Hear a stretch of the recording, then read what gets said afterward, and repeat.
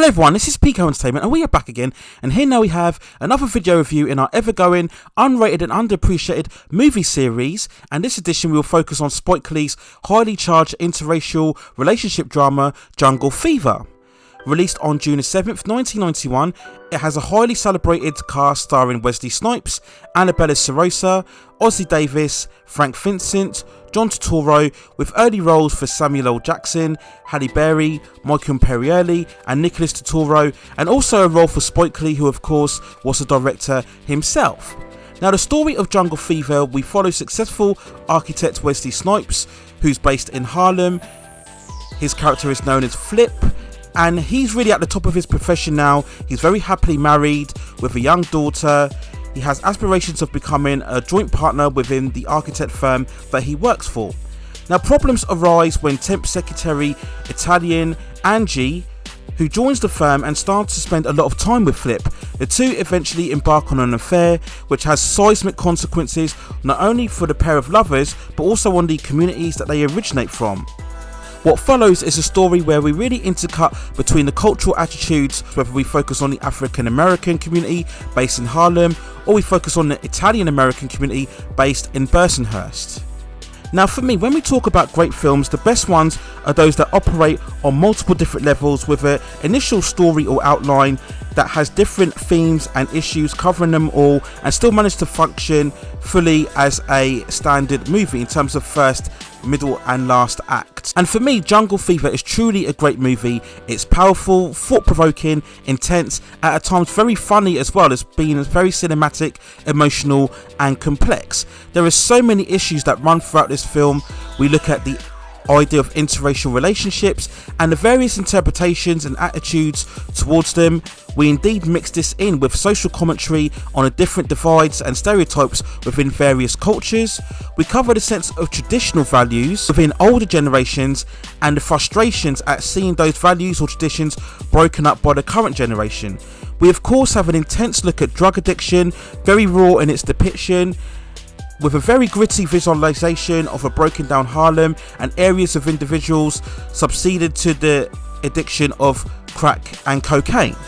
All of these elements are mastered brilliantly, for the most part by director Spike Lee, who for many was in the peak phases of his career during this time, following the likes of Do the Right Thing, Mo Better Blues and Malcolm X shortly after this movie.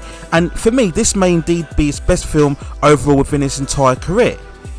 The movie itself looks fantastic with a real bright sheen and energetic flow with its combination of editing and soundtrack throughout. The film of course is bolstered by an amazing cast of actors, many of whom would become more famous in later movies and television series after the release of this film. The two central actors of course are Wesley Snipes and Annabella Sciorra. In the main lead, Wesley Snipes once again shows that he's a very strong and competent actor. This was a lead role following a succession of character-driven roles from this time when we look at the early stages of his career, from the likes of King of New York in 1990, followed very shortly by Mo Better Blues, the amazing and incredible New Jack City. All of these were fine roles and really showcase how good Wesley Snipes was able to carry a movie, particularly in this film overall. Now, this was prior to him later on attaining much more of an action man superstar status later on throughout the 1990s. And in this role as Flip, as with most of Spike Lee's films, this is a character that isn't really sympathetic. He's very ambitious and he's frustrated at getting rejected from the business partner role that he's been trying to strive for many years throughout his career. We get some early racial commentary during his discussions with the likes of Tim Robbins and Brad Dourif, who was his superiors. Flip is very unsatisfied with the fact that he's the only black person within the office, and he's not very favourable to the inclusion of Angie because she's Italian American. Both his superiors rightly point out that people shouldn't be employed because of the race of their skin. This is very much of discriminative behaviour, and once again this proves very much of a relevant topic still in current times today. Annabella Sciorra is very good as Angie. She's very sweet natured, very pretty, very easy on the eye, and she's very likeable. She has quiet confidence, I would say, about her. She's not too over the top. Now, the chemistry overall between both Flip and Angie isn't amazing to be honest. I think it's because the film is clearly intended this relationship as a one of sexual lust and curiosity. This is clearly no love story, as Spike Lee retorts later on throughout the movie. Both characters have the jungle fever about them. They are primarily curious about each other's race. Both Flip and Angie try to maintain a relationship throughout the movie, but they are met with constant antagonism at every turn from both communities, particularly from Flip's parents, in particular his God-fearing father. We see earlier scenes where they go to the restaurant and they are met with certain antagonism and abrasiveness, particularly from early appearance from Queen Latifah. They get mistakenly apprehended by police in streets, where Flip is mistakenly viewed as to be attacking Angie in the streets. We see other scenes when they're walking in the fairground and various people and couples are staring at them. So this is again very much painting a picture of how difficult it was back then to have an interracial relationship and the various struggles that people would come across in terms of their own perceptions. We see this in very good scenes later on when we see Angie being looked down upon by her girlfriends when she reveals her affair. She then suffers even more so when she comes home and when her father finds out about her affair, and she gets beaten down brutally in one of the film's most fiery and intense scenes throughout the movie. Her family members are of course early actors in their roles, Michael Imperioli and Frank Vincent, who are famously known as Christopher and Phil from The Sopranos, and also Annabella herself appeared in the show. The film really picks up during the fallout of the affair, and strangely enough, as good as Snipes and Sciorra are in the roles, they really are superseded by other actors in the supporting roles.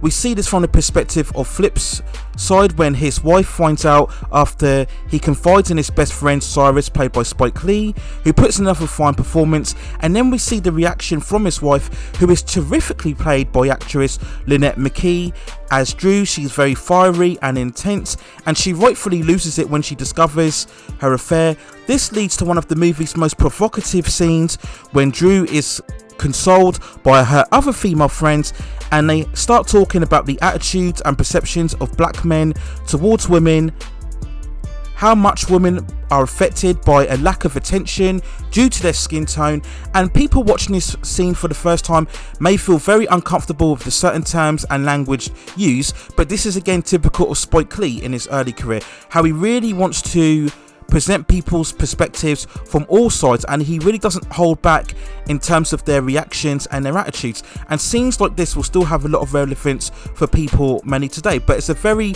well compelling scene and acted very well by all the actresses involved. Another great performance is from John Turturro as Paulie, who is early engaged to Angie, and he himself is a very shy, introverted character. He's very insecure about himself, and as he deals with Angie's rejection, we get great dynamic scenes between him and his father, played by Anthony Quinn, who's always reminiscing about his late wife, and he's constantly mocking Paulie for not being man enough. I just love all of the chemistry between these two, and this is where the film generates a lot of its humour. So fantastic performance from both of these actors.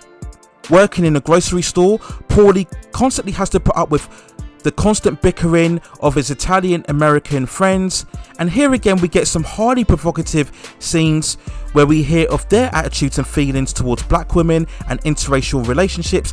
Again, the intensity of these scenes and the language used may prove difficult to watch for some, and this is highly due to some of the actors' performances, especially from Nicholas Turturro as Vinny. There's a real vigor and fierceness about their performances during these scenes. Also at the same time, I think it's very comical, and again a lot of the humour is generated from the fact that they have these debates and they can come across as a bit moronic and idiots at times, and I think that was the point of Spike Lee. In many ways he was trying to show characters who speak so vehemently and passionate about things, but they still don't really have a clue about what they're really talking about, and this is highlighted very much when they talk about the election of police chiefs, and Paulie points out that none of them voted for the chief that they wanted to support, so it's no surprise that the chief who was elected got his position in the first place. So again, we get lots of that running social commentary. The other incredible performance from this movie, of course, comes from Samuel L. Jackson as Flip's brother Gator.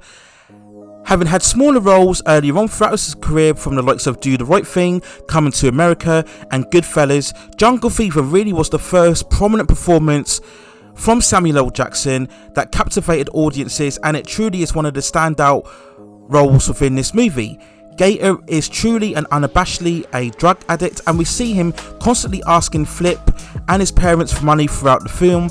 We see him accompanied by his companion for a lot of the film. This is a very early role played by Halle Berry, startling in her performance as well when we look at her progressing throughout the later stages of her career.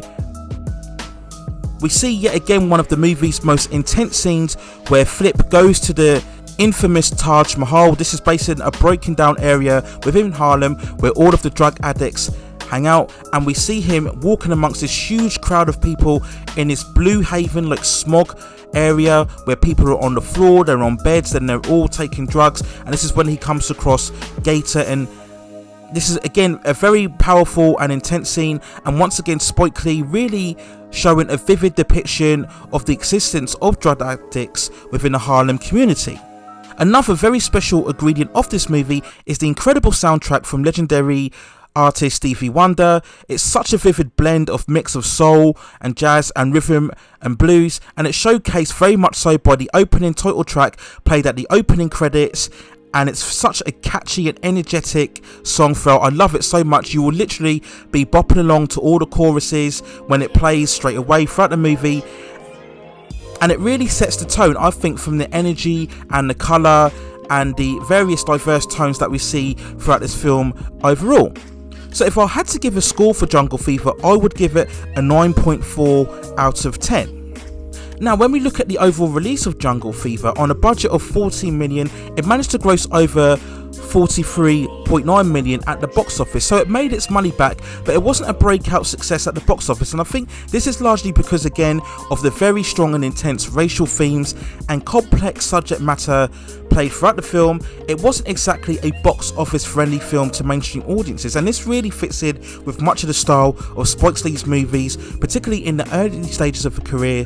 These are films that are very powerful, with a message, intensely told, really telling uncompromising truths, very much in the same vein as his early work Do the Right Thing. Now, Jungle Fever hasn't really quite been celebrated as well as Do the Right Thing has, and I think maybe it's because some people feel that the issues of interracial relationships have been discussed at length now, and as I mentioned before, we are very much in a culture where we are still getting to grips with people identifying themselves, whether it be of a certain race or a certain identity type now, and perhaps Jungle Fever may seem or come across as a bit dated in terms of the ideas and themes that it presents when we compare to the discussions that we are having today. But I feel it's still very much relevant, particularly if you look at the reactions and the experiences that many of the characters on all sides that they talk about.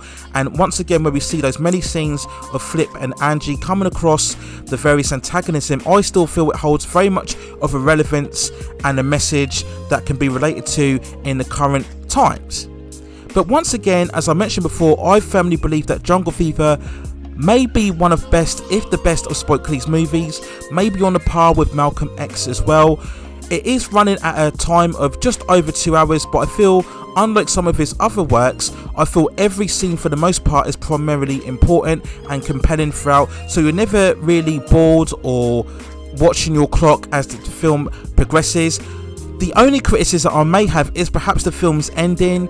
It's a very abrupt and short ending. I don't think it quite had the context that the film overall deserves, and I would have maybe wanted to go for a much more rounded conclusion to justify the very much of intelligent and purposeful scenes that we see throughout the whole story.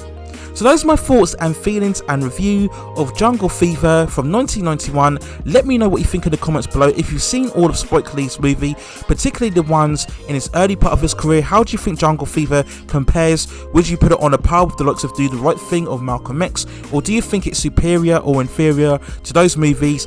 As I've mentioned in other reviews of Spike Lee films, he has of course changed very much over the past years in terms of the projects that he selected to direct, but would you like to see him go back to very much of the tone that he was using throughout these early stages of his career? Would you like to see him reconnect and collaborate again with the likes of Denzel Washington, Samuel L. Jackson, Wesley Snipes again, do you think if he did, that movie would make a lot more money than what Jungle Fever did back on its initial time of release?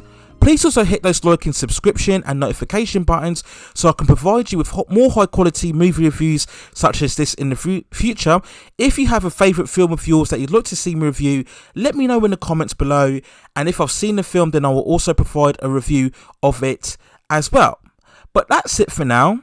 Take care of yourselves, stay at safe distances, and I will see you very, very soon.